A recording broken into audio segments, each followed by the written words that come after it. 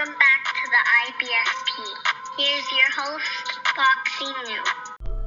Welcome back, fight fans. Welcome back to another Q&A with the IBFP. And we're going to start with Young Drew. And Young Drew states, who has more potential to become a superstar, Devin Haney or Ryan Garcia? Do you think they will ever meet in the match? So that's an excellent question, Young Drew. I appreciate it.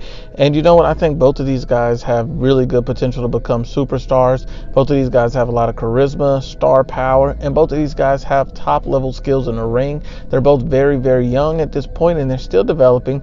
But you see that Ryan Garcia is working with Canelo Alvarez trainer Eddie and Chepo Reynoso. You see Devin Haney has been classified as potentially the next Floyd Mayweather. So you can understand that both of these guys are very talented inside the ring. Both of them are very charismatic outside the ring.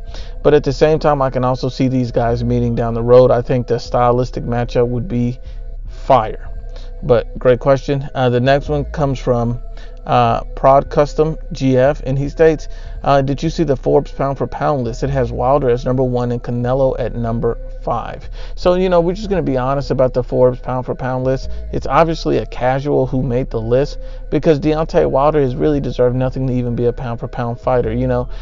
Facing, mostly tomato cans your entire career, facing an old Luis Ortiz twice, who was never a world champion. They're giving this guy maximum credit for literally everything. So, you look at it and you realize that Deontay Wilder is nowhere near a top pound-for-pound fighter, much less pound-for-pound number 1 overall. I think that's just a promotional stunt being pushed by the PBC and maybe Wilder's handlers.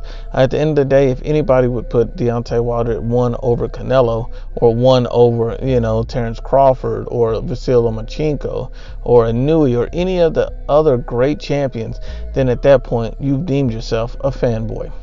The next one comes from Martin. Martin states, who has the biggest potential to be the face of boxing after Canelo? So we're just going to assume right now, like if Canelo is the face of boxing, which he is, but who would be next? We'll look at this point, Anthony Joshua.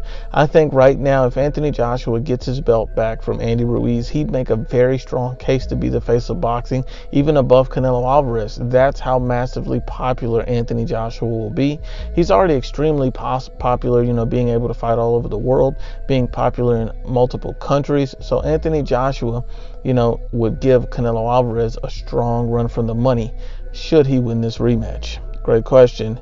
The next one comes from Justin. Justin states, Javonte versus Gamboa. How washed do you think Gamboa is? So basically at this point, I'm going to pick Javonte Tank Davis to beat Yuri Orkis Gamboa. I just don't think Gamboa is going to put up much of a challenge. I think it's a cherry pick.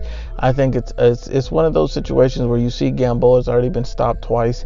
You see that Gamboa is much older.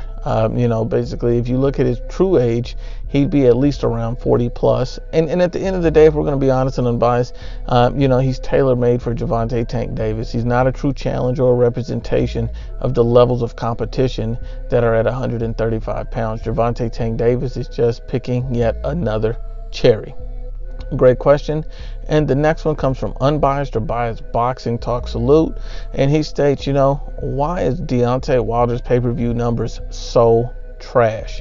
And let me explain to you why his pay-per-view numbers are so trash. Honestly, the pay-per-view numbers would be higher, and people would have a much greater interest in Deontay Wilder had he actually backed up the words he stated.